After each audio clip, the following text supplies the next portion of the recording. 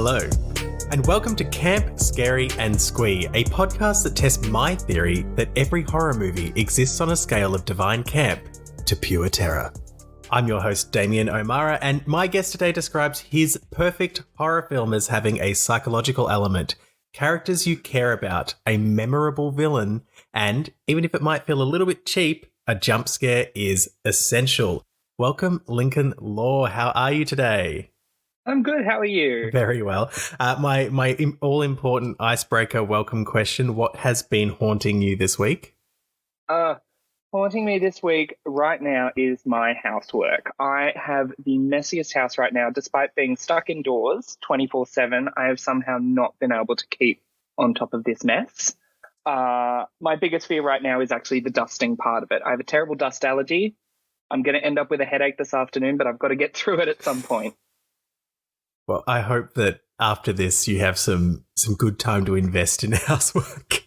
Oh, look, we'll see. We'll see. I might just end up just sleeping on the couch instead. Yeah. And I want to give you the honours because it's a film you've never seen until this particular recording. But what are we watching? What are we talking about today? We're talking about the movie Scream from 1996. Yes. So a few stats on this. As you said, 1996, written by Kevin Williamson, who people would probably know from I Know What You Did Last Summer, Dawson's Creek, and The Vampire Diaries. But more importantly, it's directed by Wes Craven, who I think a lot of us think of as an auteur of horror. He's famous for The Hills Have Eyes and Nightmare on Elm Street, some of those really big hitting films, particularly from the 70s and 80s that lots of people think of as classics. And it stars, and it's quite a list. So David Arquette, Neve Campbell, Courtney Cox, Matthew Lillard, Rose McGowan, Skeet Ulrich, Jamie Kennedy, who did not get in the list of top billing, but is a lead character, so I added him in. And of course, Drew Barrymore. Before we launch into it, the film grossed $173 million on a $15 million budget, which is massive. That's insane. It's more than 1,000% in terms of its profit margin. And I'm glad you did the math. And the IMDb description describes this as: a year after the murder of her mother, a teenage girl is terrorized by a new killer who targets the girl and her friends by using horror films as a part of a deadly game. And for anyone who's not seen Scream before, a spoiler warning, we are about to talk about it, and we are going to talk about all of the spoilers. So stop, go watch the movie if you haven't seen it. I would say, if you haven't seen it, sarcastically, except you hadn't seen this. I had not seen it. I had never seen this movie before. It was funny. I was watching it and I had this moment where I was like, maybe I have seen it. And then I realized that I've just seen Scary Movie, which is obviously what this is based on. So. Yes. Going into this, did you have any expectations? Did you know anything about Scream?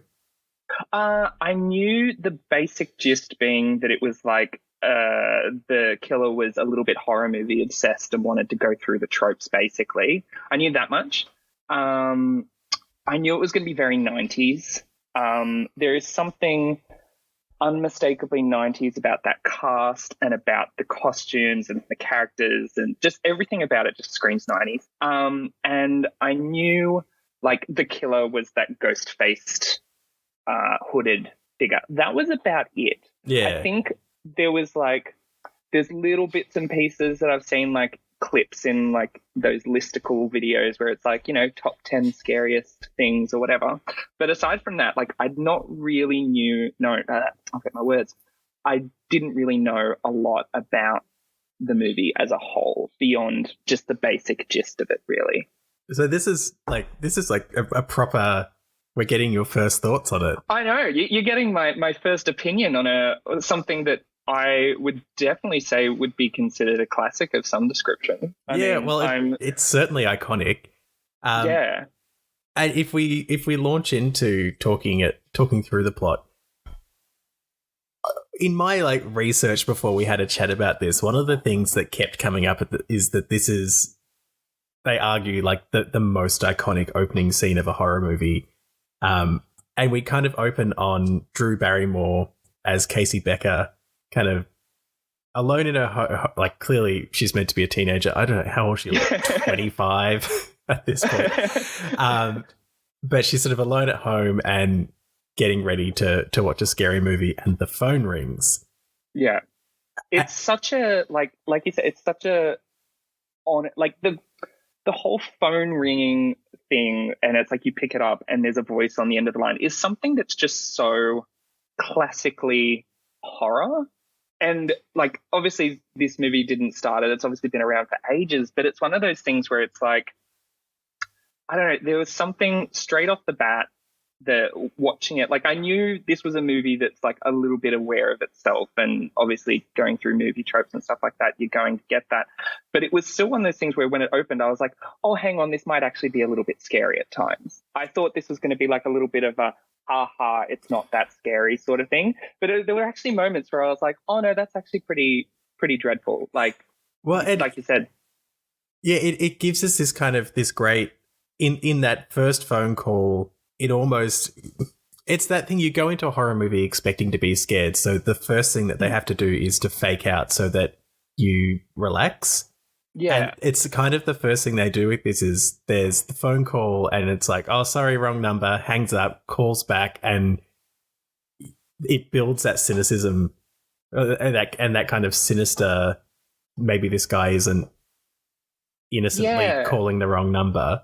It builds that up pretty quickly, but also lets you kind of go on that journey and realize it with her. Exactly. I mean, admittedly, you know, in the year of our Lord 2020, answering the phone is just anxiety-inducing at the best of times. So the simple fact that she just kept answering the phone was just... Oh, yeah. Probably, like, the killer making some really, like... At the start, it was just a little bit uncomfortable because it's like he sounds like he's being here's this awkward guy being a bit creepy. Yeah, being creepy, being sleazy, being a bit gross. And it's like, you know, she keeps hanging up. She's like, no, goodbye. And then obviously it starts to evolve. And just, I don't know, the way it, like it builds up to it, but the way it suddenly flips when he's like, I can't remember the exact line, but it's something like, you hang up on me and I'm going to kill you. Yeah, well, and it's just, so she's making popcorn and she answers the phone again, and I think she thinks it's one of her friends, and he's like, what's that sound? I'm making popcorn. I'm going to watch a scary movie. And he goes, you like scary movies? And it's this, like, that line, I hear that in pop culture references all the time, and it kind of... Yeah. It's not the sinister line yet, but it foreshadows how sinister it's going to get. And for me, the turning point in this opening scene is when he asks her name for like the third or fourth time. And she says, why do you want to know my name? And he goes, well, I want to know who I'm looking at. And you have that, like, it's that dolly zoom where like the world kind of closes in on her a bit, and she realizes, oh my God, something's not quite right. Yeah. Also doesn't call the police. Like, hangs up the phone and then answers it again. It's just call. you call. You can make scene, like, I feel. Well, you can make your line busy so he can't call you, and you could dial. But yeah, exactly. No, but we need to make the movie happen. Yeah, exactly. No, that's such a, like, the idea of being watched is just something so horrifying to me, and like you said, when he says, you know, I want to know who I'm I want to know who I'm looking at. It's like, we've all had that moment where it's like we've leaned out the window and been like, is there someone out there? And the fear of being watched, I don't like that. Well, it's a sign of a good horror film that, like, you know, you just had that shudder just then. It's like, it gives you that moment. And so Casey, or Drew Barrymore as Casey, is then turning on all her outside lights. These people live in beautiful houses. To her pool and like looking, there's nothing out there.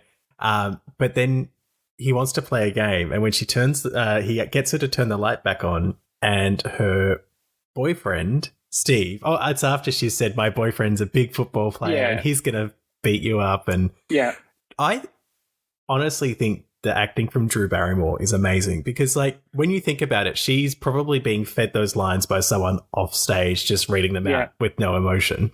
Yeah. And she's like really acting her heart. Like, she looks properly scared. She turns the light on and Steve's tied to a chair. And then she has to turn the light off again. He starts asking her questions. And she gets the first one right. It's Michael Myers from Halloween. Yeah. And then the second one, is it Friday the 13th, the second question? Friday the 13th, yeah. And she gets it wrong because she says it's Jason, but it's Jason's mother. Yeah. And so Steve has to die. And she turns on the light and his guts are all out. And poor Steve dies. And she starts screaming and running. Do they cut the phone line at that point? Something happens. She can't call the police. No. What does she do? It happens very quickly, whatever it is. Look, it happens very quickly. I like that whole scene. Like you said, her acting is incredible. It's one of those things with horror movies I find is sometimes acting can be a little bit like it's hard to sell horror. Like anyone can scream, but screaming with conviction is its own special kettle of fish. But with like that whole scene is just so intense and so well acted. And I'm trying to remember. The phone line doesn't get cut because but he gets in the house, I think. He gets in the house. Like something happens because he does get in the house at some point. Yeah. Anyway, he throws the chair through the window. Possibly. All this that she ends up outside. Her parents come home. He's kind of slashed her throat, but not killed her. And she's trying to scream for them, but she can't make the noise. That was heartbreaking. Yeah. She's like that. That was and you're like, oh. That was when I was like, yeah, that was when I was sold on it. That was when I was like, okay, no, I'm in. Yeah. I'm in. Because the idea of like everyone's had that nightmare where you can't scream or you can't make a noise, or it's like you know, you're trying to run but your legs are like jelly. That's just so it got me right in the feelings. Yeah. And normally like I said, horror movies, you know, I need to have characters like that I care about. And that was one of those moments where I was like, I felt so much sympathy for her. But so we sort of see this final death. Like he gets her, the parents are panicking. I think they find her. Is she hanging? I've seen this like 50 plus times, and it just so much happens in it that I always just go, what happens then? And it kind of, so this is something I thought would be quite fun to talk about because there's a few things that I want to cover, but one of them is this was set up by Alfred Hitchcock in Psycho when Janet Leigh, who happens to be Jamie Lee Curtis's mother, who Jamie Lee Curtis is a incredible horror actor and heavily referenced in this movie, but killing off the like most famous person in the opening. And they've kind of done it here. Like, we recognize a lot of those names in that list, but when you think of 1996, actually Drew Barrymore's kind of the headliner. You know, she was the child star absolutely, who had been around for a long time and, you know, would have, and she's like, they really use her to sell it. She's on the movie poster. She's, you know, they're like, Drew Barrymore is in this film, you should come see it. And they kill her off within like the first 10 minutes. Which was so upsetting. Like when it started, I was like, oh, Drew Barrymore's in this. And then it's like 5 minutes later, it's like, oh, well, okay, cool. But not anymore. It's a great PR technique. It's a great opening. Yeah. And it's a great, like you said, a great PR technique to, you know, have the headliner. But it's also this great thing for, you know, an actor that is established to go, come in, it's probably a couple of days work for you, and you get to give this kind of like all out go nuts performance, and then you're done. And we're probably going to pay you more than everyone else on this set who has to work for weeks. Easiest paycheck. But it's this great thing because I always feel like there's two schools of thought in an opening of a horror. There's the one that kind of tells you everything you need to know about the big bad right up, and then there's the one that kind of builds your characters and you come to like find the big bad, you know, somewhere around the end of the first act. And this one is very much of that very traditional approach of like, here's the big bad. Yeah. We all know what it is, and that's kind of the inciting incident is immediate, and we all know what's going on, and let's move forward. Yeah, absolutely. And having that gives the whole film this like overshadowing feeling of dread and menace, and like I don't know. There's something I don't know where I'm going. Sorry, that was a tangent. You can strike that because my brain stopped at tangent midway. It's all good. Well, look, we've just spent so much time on the opening because it is such a great opening. What we get next is Sydney Prescott, who is our protagonist for this, in her room, and we actually get a bit of a jump scare. Like it's not a heavy jump scare, but there's a little bit of a jump scare when her boyfriend Billy Loomis, which Loomis is the surname of a character in Halloween, but it's also the surname of one of the actors in Halloween. Separately. I was like, I wonder if this is a deep cut. Yeah. How many layers are there to this? So many.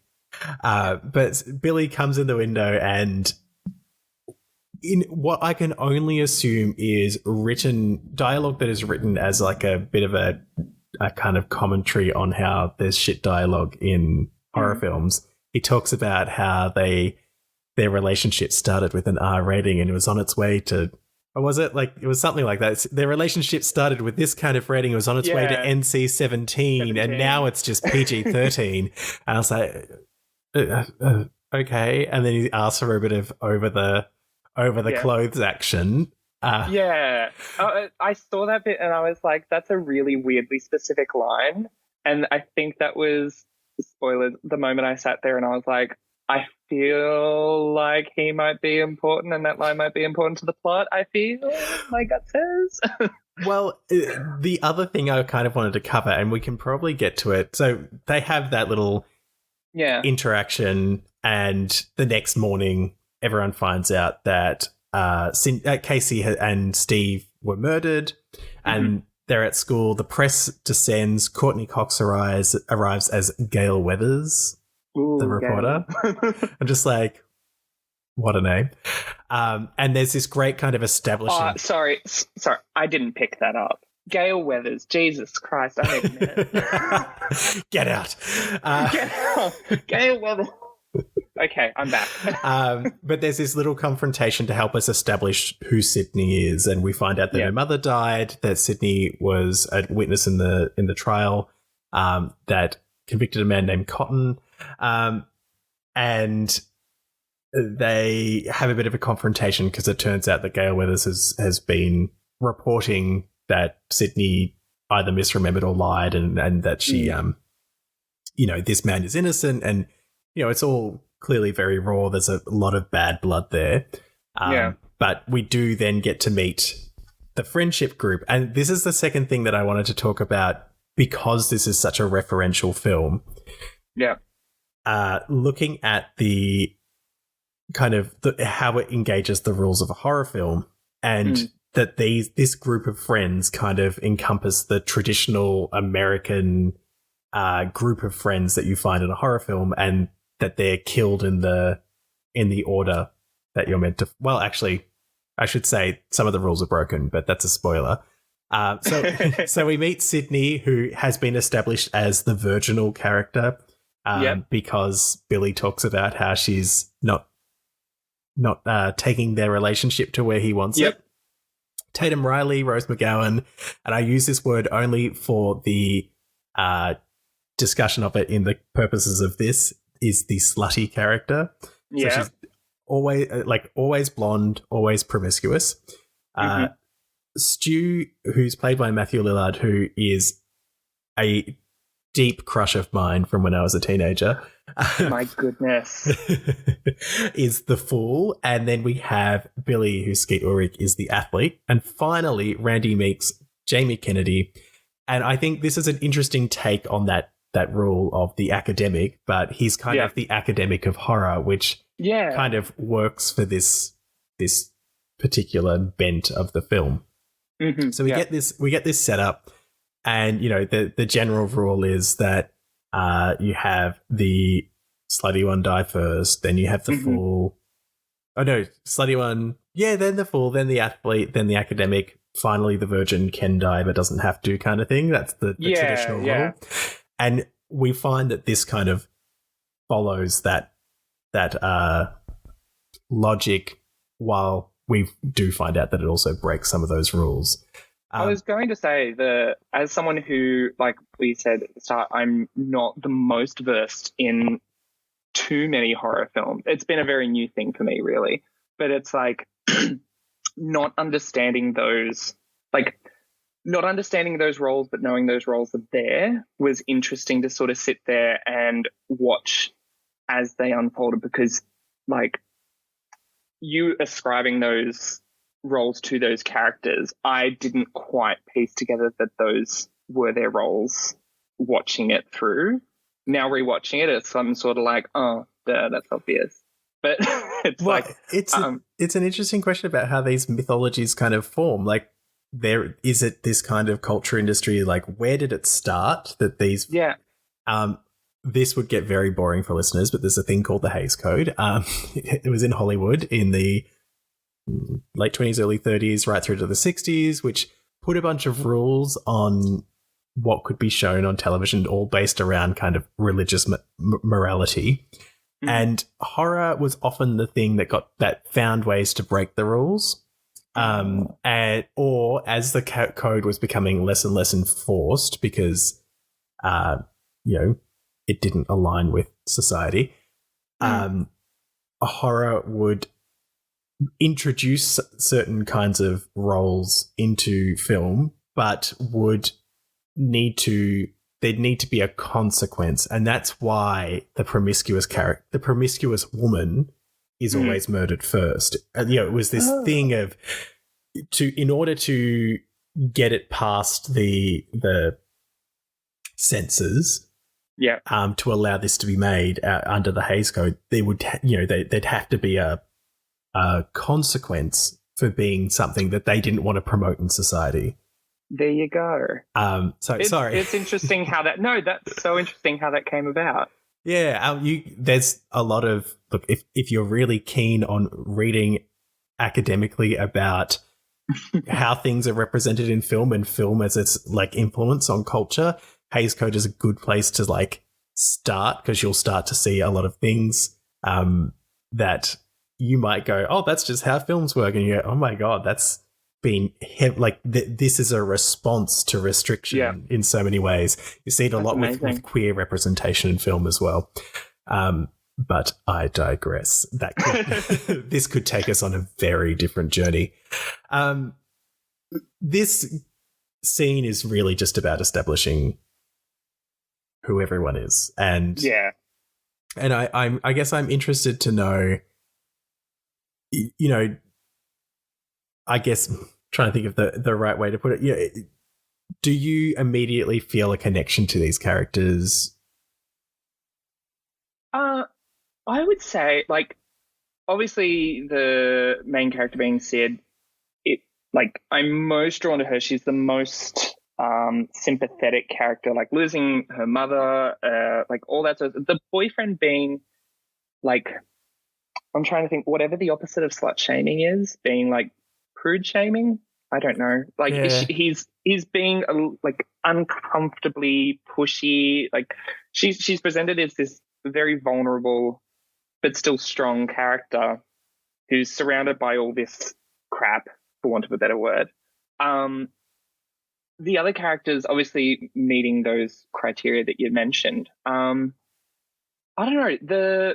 I found it hard to connect with probably Billy and Stu the most, but I don't know if that's because I am just automatically averse to the more kind of those masculine roles, alpha masculine sort. Like it's one of those things where it's like, oh, that's all my bullies in high school, and so I'm naturally just like pushed away from them. I'm like, oh, me and Rose McGowan can hang out. We can, talk about boys for a bit. But there is a thing, like, I say this as a complete nerd.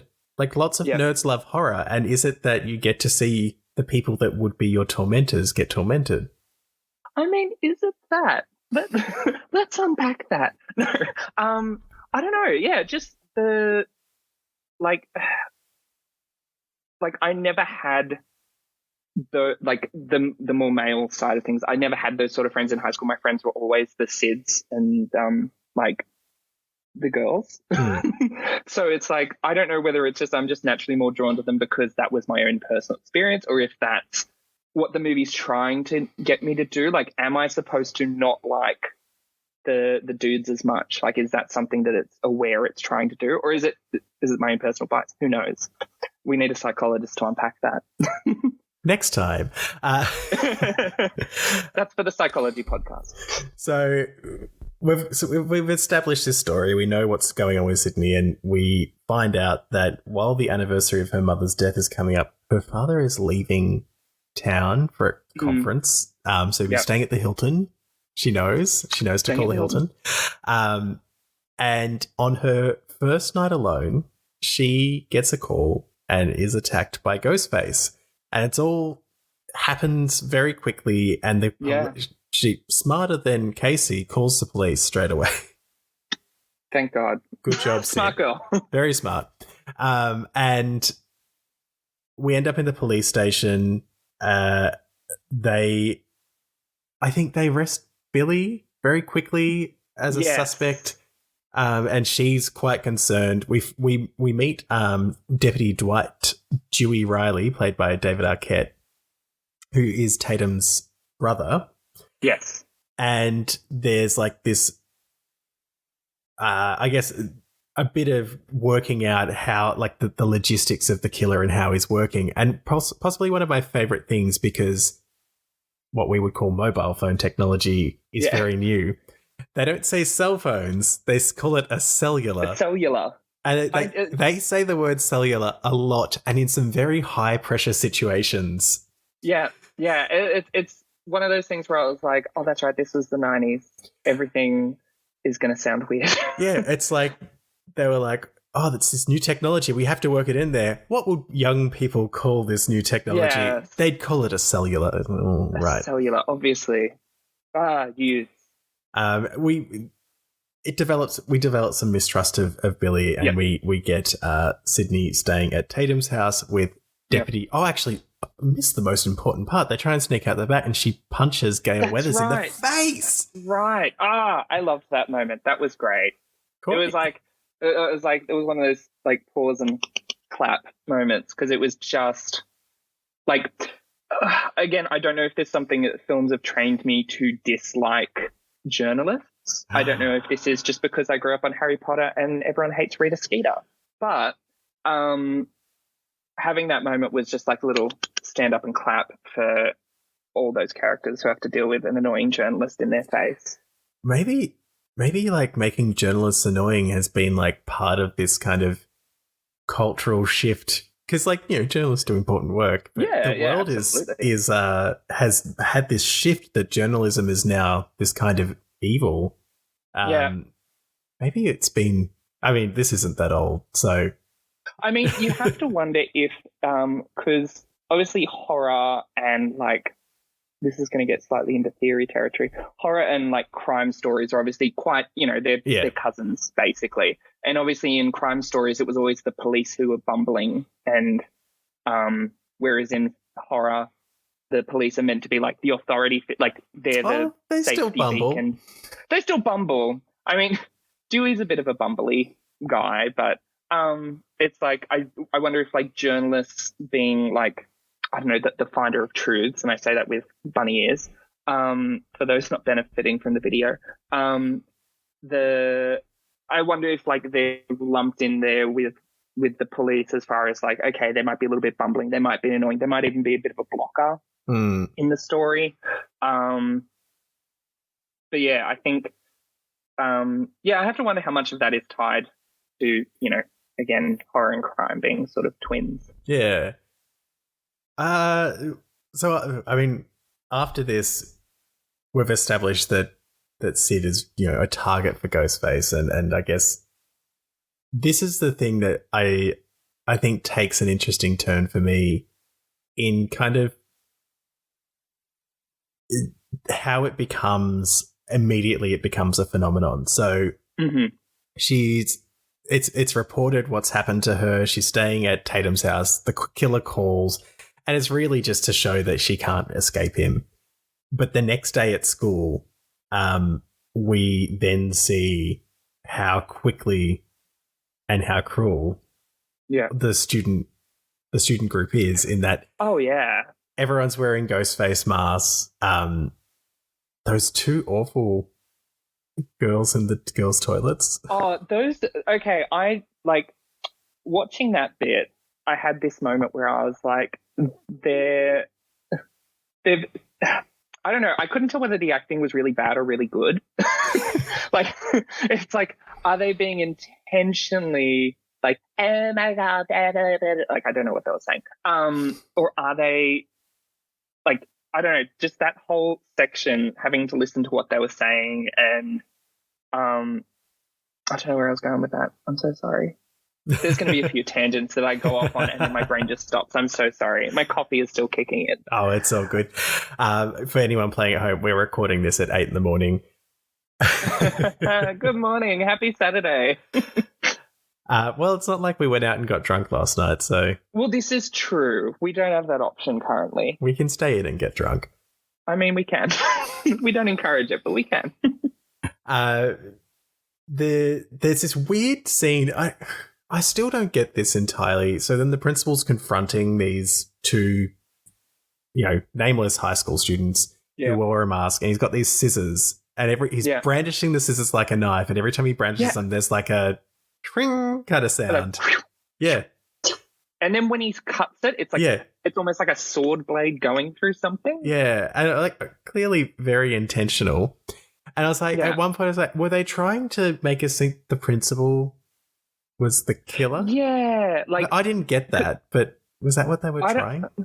I don't know what they were trying to do. I think this film did a good job of, because like I said at the start, I had my theory of who I thought the killer was going to be, and they did a good job throwing me off it, I think. Despite the fact that I sat there feeling like, no, I think I've seen a scene where it's revealed somewhere. And it's like, but I'm not 100%. Like, it was one of those things where it's like, I feel like I've seen something before to do with this, but I don't know if it's that exactly.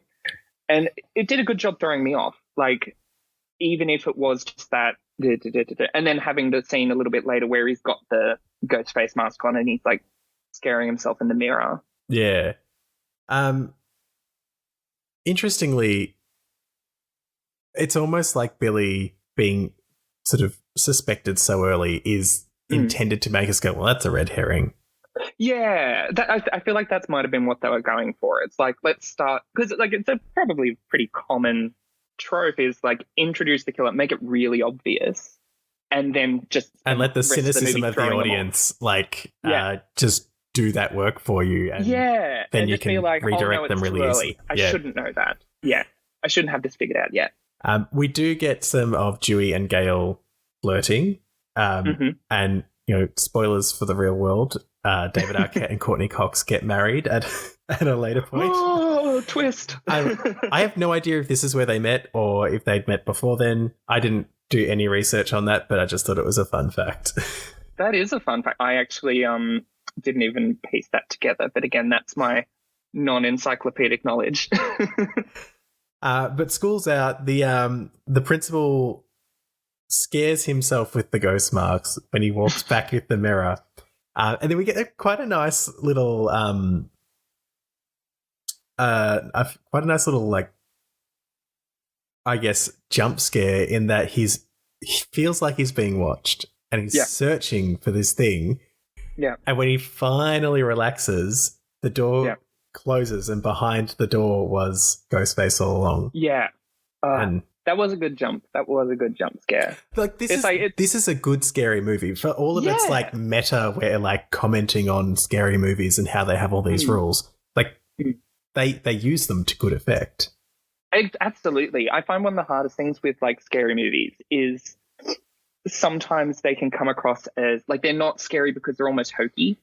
And obviously the whole premise of this podcast is the idea that some are just very camp and some are scary, and there's a spectrum in between. But like, I don't know. I don't know whether this was like my predisposition, but I was expecting it to end up more campy, and it ended up just sitting far more in the scary zone than I thought it would be. And like you said, that jump scare was just like mwah, Italian finger kiss. Perfect. Oh, I say chef kiss. Means the same thing. Means the same thing.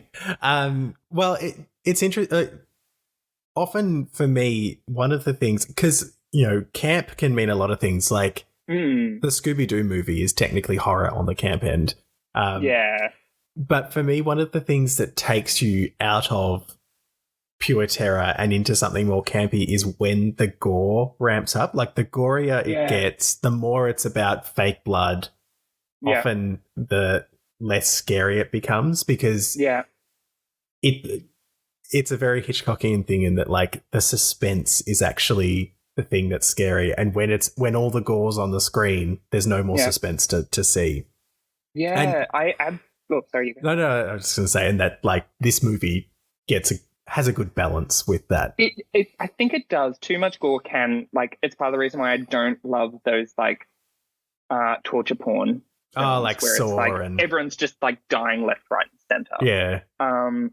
But it's on the other end. It's why I recently, our mutual friend Lisa got me onto Hannibal, and part of the reason I love that show so much, but I can only watch it like 1 or 2 episodes at a time, is because they specifically, like, you've got a lot of gore on screen, but the cannibalism side of things, which is the thing that really irks me, like, it makes me very uncomfortable. It's all presented so, like, it's off screen, but when the presentation's done of, like, the food he's made, it's so beautifully done, and it makes you so uncomfortable because you're like, oh, that's a person there on that plate. Have you watched Binging with Babish? No. So I lie. I've watched bits and pieces, not a lot. He does a Hannibal episode where I think he uses pork as the human, but he, like, wraps the pork around, I think it's like a cow femur or something, to, like, to create that sense of a human leg. I would die. Where were we? So where were we? That's a great question. Dewey and Gayla were flirting, school's out, Ghostface kills the principal. They're in the video store, and this is where we establish Randy as kind of the academic of horror. He gets very emotional about the formulas, and again, like, it's the kind of throwing us off from who the killer is, because it feels like Randy's so, like, caught up in it, and he's, like, giving himself away as this murderer, and he accuses Billy, and Billy is there and gets up in his face, and, like, I should say, very quickly after that, ends up at Randy's house for a party, despite Randy saying that Billy's the murderer.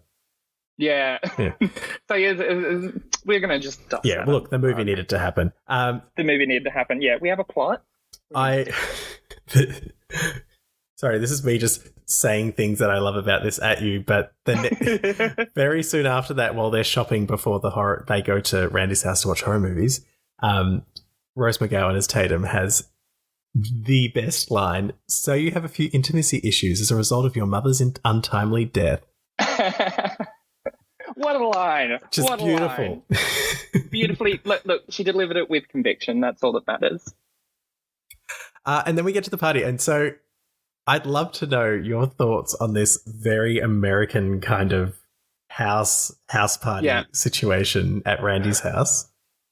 The American house party side of things, it's like, I always felt like I must have been missing out on something as a teenager, because every teen movie has one of these or several of these. And I never got to go to any of them. And I was like, well, I'm just not invited, or do these just not happen here? And it turns out they don't happen here. They don't happen like this. Like, there are house parties in Australia, but they are not anything like... No. I think our version... I talked about this on the previous episode with my friend Dave, and Dave is you know, you're younger than me by quite a bit. Yeah.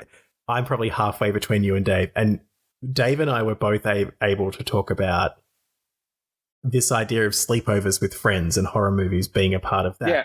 But we didn't relate to them in this kind of, there's a big party and a bunch of the people at the party are just watching a movie. Yeah. Like it's like there's several parties happening all over the place. That never happened. It reminded me a little bit of, like, house parties that are like me and my housemates have sometimes had, where you end up like, at 12:30 in the morning.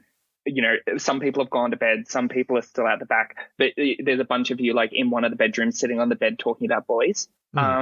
It's a little bit like that, but usually they don't start off like that. Usually everyone's in the one place, usually with a Bunnings fire pit of some description. Yes, well, and a glass table. I grew up in regional Australia, so it was a barrel. There you go. Yeah, we had one. His name was Henry. Oh. The whole point of this is to get everyone to the same place because we're trying to we're trying to get to the end of the movie. They're watching Halloween. Someone refers to Jamie Lee Curtis's tits as lungs. Look at that set of lungs. I was like, oh my God. Do they think women's lungs go into their boobs? Into their breasts? Is that where the lungs are? That's why they heave when they're breathing. Exactly. But we have a few things happen. So we get our first kind of official death of the group of friends. Tatum is sent by her boyfriend, Matthew Lillard, Stu, the full... Oh, my God. Yep. I love Matthew Lillard. Oh, he's great. You should Google him now. He is still so sexy.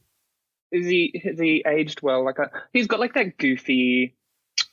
sort because he was Shaggy. I was about to say, I mentioned Scooby-Doo before. He's in the Scooby-Doo movie. That's where I know him from. And so him in this, I was like, he's basically playing like a grimdark Shaggy. Yeah, absolutely. Because he's just a very over-the-top, like especially towards the end, but obviously there's other stuff happening towards the end, but it's like he was just playing a very over-the-top Shaggy, I feel. But he sends Tatum out to get him some beers. And... I really like this scene for a few reasons. So she sees Ghostface. She thinks it's a joke. She thinks it's Randy. Yeah. And when she realizes that it's not and she's trying to escape, the first thing she does is she really fights back and she piffs beers at him and like clearly hurts him. And so often with those characters, people like don't let them like try and survive. Like they treat them as these very passive, they go through life just getting whatever they want. So of course they die passively. And I liked that she had like a real fight in her and we got to see that. I will say, like in general, this film did a good job of giving the victims, like they fought for it. It's like, as long as it wasn't like a massive surprise, it's like they fought for it. And like having Tatum just, like you said, lob the bottles, slam the freezer door on his face. Like she just went for it. And I like, there's a real danger in some of these movies where it's like, I feel like you said, they're just sitting there and they're just like, okay, stab me now. Yeah. Or, I can't do anything. I'm scared. Or they just plead for their lives and don't try. Yeah. And it's like the villain's just sitting there like drawing it out. And it's like, you could run. Like you could, just kick something. I don't know. Do something. Like there's no scenario where you are just going to absolutely freeze. Now that said, I do not want to test that theory. No, look, I've never been in this situation. So I've never been there. I don't know what happened. You running for your life. How dare you? I would have done better than you. But the death itself, what are your thoughts on the doggy door in garage? So I feel like this is one of those things, because I know, like, as a writer, I've done it before where I've sat down, I've had this idea of something that needs to happen. And I'm like, oh, that would be great. It's like, it's just a cool way for something to happen. And then when you go and sit down and write it and figure it out, it's like you get to the end of it and you're like, well, this just would not work. But you're at a point where you're sort of so sold on the idea that it's like, it has to stay there though. It's like it was an interesting way. I don't know, for a movie that is mostly stabbing deaths, let's be honest, it's weird to have almost like a saw trap in the middle of it. Yeah. It's like this mouse trap that's sort of like, I can't think of a universe like where and the way she got stuck in the doggy door. Well, because like that door was huge. She was not going to have any trouble getting through that door. It's like, were they trying to say like her boobs were too big to get out? Like, because the way Possibly. her arms were, I mean, like that one was in, one was out. that and it was leans like, into the trope, though. Like, you know, because yeah, she's I the mean, promiscuous woman, and yeah, society's of trying to course, punish her. that's her downfall. Her boobs are her downfall, of course. You know. I mean, that's where but her no, lungs it's like, are. yeah, her lungs. Sorry, her lungs are her downfall. No, I don't know. It was probably the one part of the movie where I was sort of thrown out a bit, but at the same time, it's so like the build up to it where she's like, "Oh, you're gonna kill me," and he's like, "Uh-huh," and she's like, "No, don't do it. Oh no." And it's like, I love this. I love that you are just like so sold on the idea that this is not happening that you're just like just rolling with it. Yeah. Honestly, it's probably something I would do where I'd sit there and be like, "Oh, this is a joke. Okay, run away," and then I get stabbed.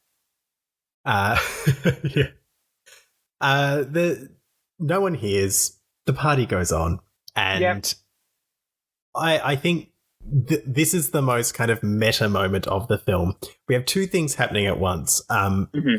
Randy gets really upset with everyone, pauses Halloween, and says there are certain rules you have to follow in order to survive a horror film. It's because everyone's sort of going, "Oh, when are we going to see Jamie Lee's boobs?" And it's like, you're not going to see them because...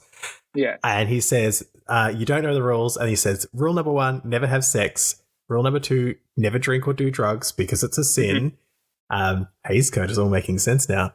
And the third rule, not so much on the Hays Code for this one, is never say, "I'll be right back."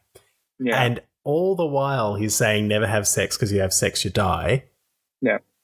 Sydney is having sex with Billy because their relationship has finally progressed out of PG-13 and into NC-17.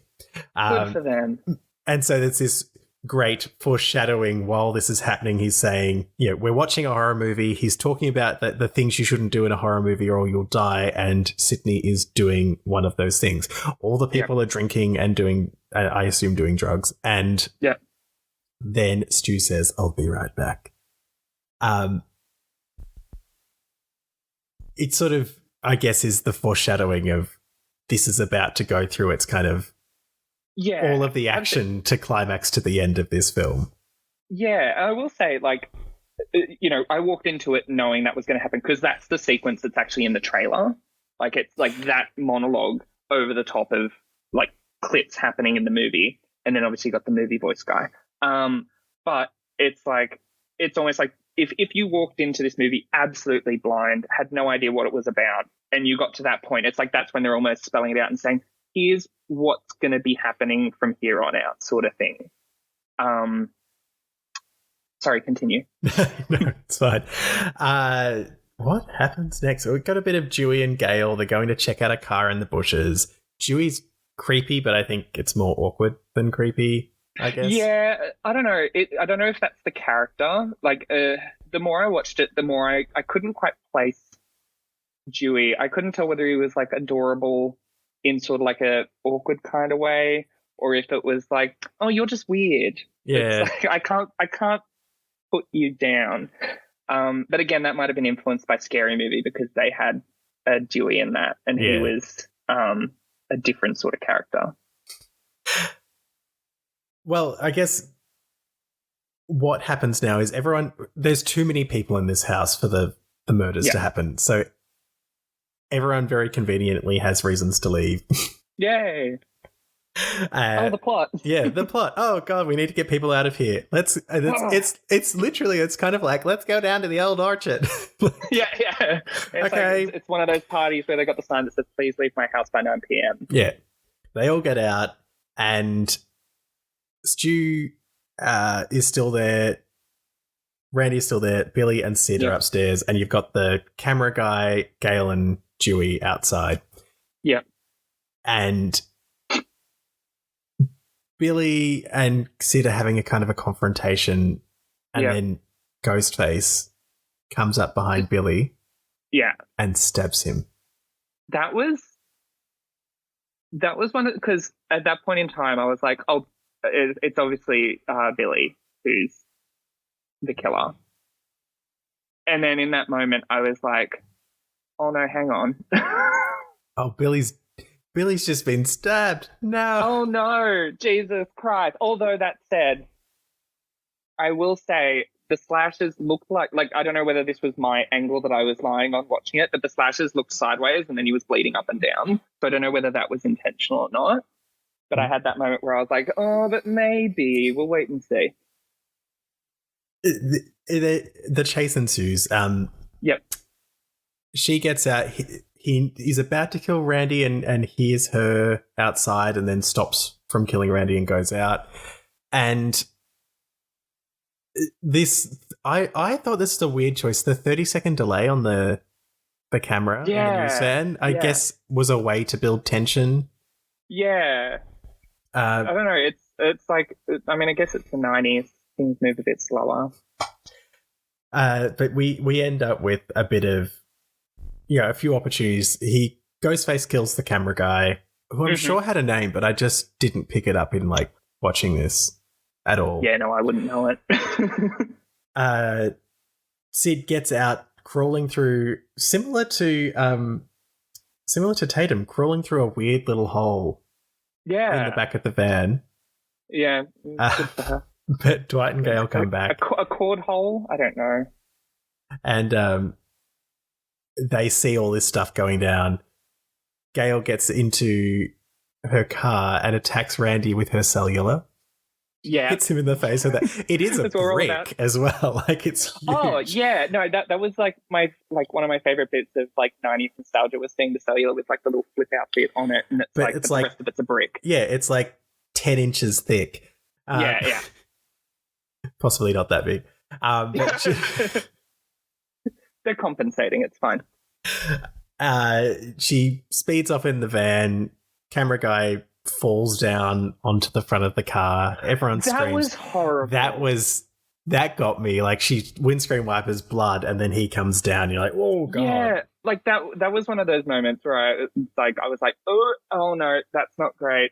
Especially the blood on the windshield. That was just an especially macabre touch that I was like, oh, I don't like that. But it is it's getting gorier and less scary. Yeah. Yeah. It's one of those things where it's oh, there's a body and there's blood, but it was still like you said, it's we're on that spectrum now at this point. Yeah. And we get this great moment. She's running from everything. Ghostface is trying to get her. She ends up heading back to the house, and Stu and Randy both kind of come up. And are like, Sid, help me. And Stu's accusing Randy. Randy's accusing Stu. Stu just keeps pointing. He's just going, no one can see me, but I'm pointing. He's just pointing at Randy and yelling incoherently. And she locks them both out there. And Billy falls down the stairs. He's alive. Yeah. He's injured, or is he? And she has a gun, and she says she got Dewey's gun from him, and she gives it to Billy, and he lets Randy in. Yes, I think. Oh, it moves so quickly at this point. Yeah, no, at this point in time, it's bam, bam, bam, bam. Yeah, we're just trying to get to that, to the reveal, I guess. Yeah. Billy shoots Randy, and Stu comes out, and we realize that Billy and Stu have been in cahoots this whole time. And I feel so, the actual motive feels so inconsequential. Yeah. Because they're kind of your mum was sleeping with my dad, ruined my family's life, blah, blah, blah, blah. Yeah. But actually, they're just psychos. Yeah, because that was my thing, was when he revealed that. I was like, oh, okay. But then I was like, but then why did everyone else have to die? What's the motive for these other deaths along the way? Well, so you're right. It's they're just psychos. Yeah. Although, sorry, you go. Oh, sorry. There you go. You go. Just apologize. Sorry. No, but they say it in that part there where it's well, that's the scariest thing of all, is when they don't have a motive. And it is true where it's they're just going after people willy-nilly. Because when you think about them killing the principal, where what does that achieve aside from putting a murder in the middle of the film where there otherwise wouldn't have been? Yeah. And it to Like, me, I it get makes it. more sense for Billy than it does for Stu. So I feel Yeah. like Billy, and you see it. So they're talking about, we watched a bunch of scary movies that helps us perform the perfect crime. They reveal that they killed her mother, hmm and then they're setting up, and Billy stabs Stu to like make it look real, Yeah. and Stu stabs Billy back. But Which was really, yeah, like, it was pretty tough to that watch. got my guts But- up. But a he bit. Billy goes back and stabs Stu again, and it feels like that Billy is the kind of psychopath, and Stu's Yeah. he's playing the fool, and he's like Yeah. getting brought along for the ride. Yeah, exactly. Which is a bit, aside from the fact that obviously he's helped kill several people at this point, it's like it's kind of a little bit heartbreaking where it's like, oh, He You were shifts sold on very his much cold. into camp at this point. I feel a Yeah. little woozy. it's like, yeah, he drank the Kool-Aid real hard. Yeah, and they bring out her dad. It's all like everything's coming to a head. But what manages to happen is that. Hold on, does Gail come in at this point? Yes. And she's like the news because reporter. they can't find the gun. Yeah, Well, no, is it earlier because they get the gun from her because she leaves the safety on? yes, then they have yeah. that It is. stuff, It's and then he's around like, this "Oh, I point can't find the now, gun." Yeah, and yeah. then he sort of knocks her out, and Sid uses that to kind of disappear, and then she rings them. Yeah. And she's like, "I've called the police," and she starts taunting them. She turns it on the killers. At this point, Stu is just. And I assume it's the delirium of like losing all this blood. He's just on the phone, and he just keeps going back to it. Hello. Yeah. The part where he's like, "My mom's gonna be so mad at me." I was like, I mean, look, I'd say that too at that point. I'd be like, "No, I fucked up. I'm sorry. Sorry, world. Sorry, world." But we get this great, Billy's trying to find her. He kind of works out that she's hiding under the stairs, and she fucking stabs him with an umbrella. Oh, love that. And Love that moment. it keeps going, and Gail comes to, and she manages to shoot him. And she's like, didn't leave the safety off this time, motherfucker. Yeah. So good. Yay, Courtney Cox. Yeah. And it like, again, so meta is just like working through the tropes. So like he's not really dead. They shoot him again. And we kind of reach the end of this. Yeah. Because Matthew Lillard attacks after she stabs him. Completely missed it. Remember? Like, Yeah, sorry. Yeah. like he's having all this regret, and then he has a new, I'm back. Yeah. I mean that's it. Yeah. God, it moves so quickly. There is so much that happens in that last bit. And at that point I was probably, 2 wines in, so who knows, what I was thinking. Who knows? But- There were 7 killers by that point. There were 67 killers. They were all dressed differently. It was a party. No, there's so much, like, the way this, like, it's like an avalanche of stuff happening towards the end of this film. And I will say that's probably, like, one of its strengths is how quickly it gets to, because I remember when I was watching it, it's like they were going to the party, and we're at the halfway mark in the film. And I was like, how has this got that much left to go through? Like, at this point, if we're already going to the party, because once they go into the party, it's like, okay, we're wrapping up. And I had this moment where I was like, how much has got to happen at this point? And obviously a lot, as I came to learn. But it was just so well paced. I just zoomed through it. I just looked at my notes. She electrocutes Stu with the TV. There we go. That was a choice. I thought that was really good. Like, ridiculous. I don't think that would work, but it was like a nice. I'd be curious to look at the electronic layout of it. What is it? A rear projection TV or whatever it is. Yeah, like where's the electronics and how much electrocution can you really get?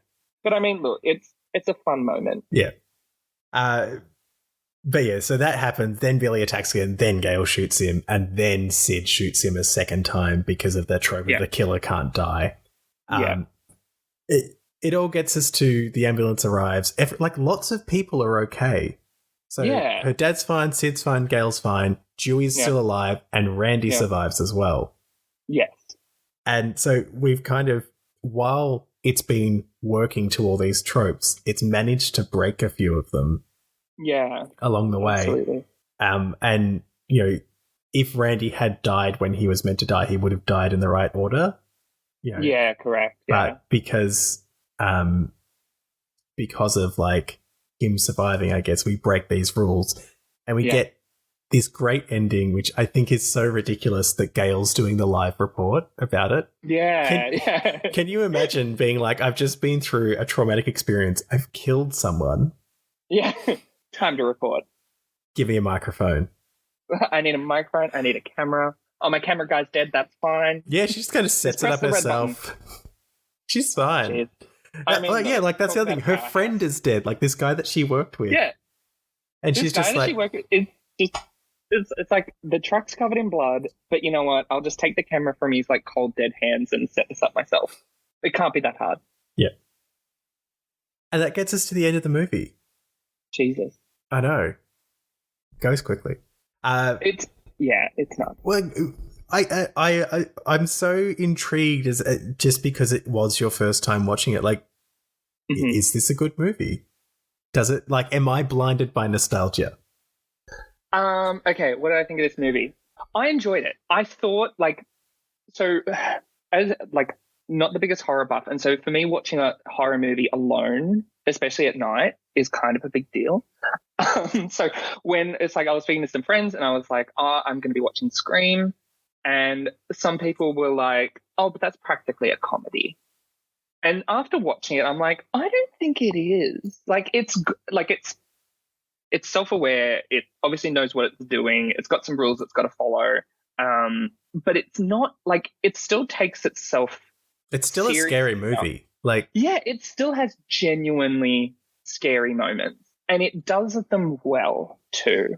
And I think that's a testament to both like the actors. Like again, taking it back to Drew Barrymore at the start, just an amazing performance.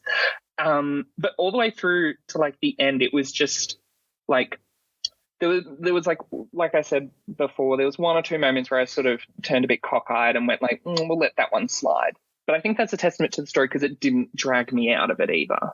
It's like there's a line that you can take where it's like the rule of cool. It's like, are you going to go with what's cool? Or are you going to go with what makes sense? And most of the time, it's like you're going to sort of find a nice balance in between. But if you're going to go too far over into the rule of cool where it's like this doesn't make a lot of sense, but it's kind of cool, it's like you need to make sure you've sold everyone else on everything leading up to it. yeah. And so it had a few of those moments, but I think they were earned, if that makes sense. That makes sense. And also you now have 4 more of these movies to watch. My goodness, my stand suggestions for the rest of like this year is just going to be like Scream, Final Destination, oh my god, Final Destination is something we have you watched Final? Never seen. No. Like I said, there are so many Final Destinations, but like the first one, I remember watching that, and I reckon I was far too young. I think I was 12, and I was terrified. Oh, it's so me and horror films. When I was much younger, and by much younger I mean like 7 weeks ago, I was terrified of scary movies because my imagination is just that little bit too good, and that sounds like I'm blowing wind up my own skirt, and I am, where I can't stop thinking about it. And I think I mentioned it, like a good horror movie for me has a psychological element. I want it to stick with me. I want to be a little bit scared, but unfortunately I'm not good at being scared. And especially now I live alone, it's like being scared is a choice now. It's like, if I'm indoors, everything's locked. It's like I'm still going to sit there, hear something creak, and go, well, someone is obviously in my house, and tonight I'm dying. But no, the list of horror movies that I've seen, I can probably count on one hand. Like it's It Chapter 2, Hereditary, and Midsummer. And there's probably like, I studied horror in high school as well, so we did like Alien and Shaun of the Dead. I mean, both great films. All great films. Like you may have just heard Stella come in as well. Oh, hi, Stella. She came in. She's like, our little podcast dog. Yes. So, we've reached the end of the film. I'm interested to know, what is the campus line or moment for you? I feel like the campus moment is Rose McGowan's entire death sequence. Because, like, right from the start, when she's like, oh, you're going to kill me, all the way to her actual death, because it is ridiculous, a little bit funny, in, like, a really macabre sort of way. It's like, oh, no, she's going to die, and she doesn't know it. And I don't know, I just really empathize with someone who's just, like, rolling with it, and then she gets stabbed, and she's like, oh, this is happening. Okay, cool. I'd go with that moment. Brilliant. And scariest moment? Scariest moment. I think the phone call at the start, truthfully, is so unsettling because it's like up until it gets a bit more complicated with the death, which is still scary, don't get me wrong. But the idea of a phone call with someone on the line that you can't see and you don't know where they are, it's scary in a way that is so mundane. Where do you think? Sorry. Oh, sorry. Wait. Or there's a jump scare halfway through the movie, and it's just a transition to like the school bus driving.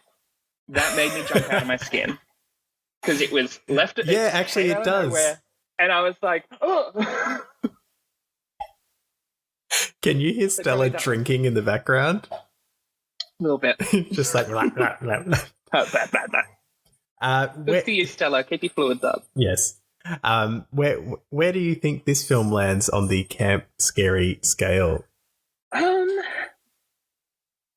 going to go with about a 5. So predominantly scary, and more than incidentally camp. I think it is genuinely like a scary movie. Like people were telling me that it was going to be like incredibly camp, and I think it just sits like more on the scary side of things because I do think it's self-aware and it knows it's doing that, but it's still like, no, we still want this to actually be scary. Yeah, all of that campiness is intentional, but it doesn't mean it's not a scary movie. No, and if anything, I think having a film where you've got those, like, things are only as scary as they are when things are good, if that makes sense. Like, you can only have those really scary moments really hit home if you also have those moments where it's like, oh no, it has some funny moments, it has some like happy moments. Like having a movie that is just scare after scare after scare can get a bit fatiguing, and you can almost be like numb by the end of it, where it's like, oh, someone just got beheaded. Okay, cool, next. Yeah. Whereas this, I think, strikes a good balance. Yeah, you need the relief for the next scare to actually deliver. You need to. If you're constantly on edge, the scares don't land. You need to be. Exactly. You need to forget that you're meant to be scared and have it come back. Get comfortable. Have another sip of your Pepsi or whatever. I've forgotten what they serve in cinemas these days. Well, we're not allowed to go to cinemas. It's sad. I know. There's been so many movies I haven't been able to see. Thank God most of them have been like delayed to buggery, but I still, I wanted to see Tenet. Can't. Well, thank you, Link, for joining me to talk all about Scream. Do you have anything you want to plug before we go? Nothing tremendously exciting. You can find me on Twitter at @link_law. I think I say some pretty funny things sometimes, though most of the time it's just me talking about my books. Or on Instagram. You do write books as well, like. Yeah, I write books. Yeah. I have books. So if you're a publisher listening to this, you're into some young adult or children's fantasy or sci-fi, hit me up. Dude, they're really good. I've read some of it. Oh, thank you. Well, thank you again for joining me. For those of you at home, you can follow Camp Scary and Squee on Instagram and Twitter at CampScaryPod. If you have questions or suggestions, email campscarysquee@gmail.com, and make sure to rate and review Camp Scary and Squee wherever you are listening to us, because those ratings help people find us. Thank you for joining us, and remember, don't scream. They'll hear you.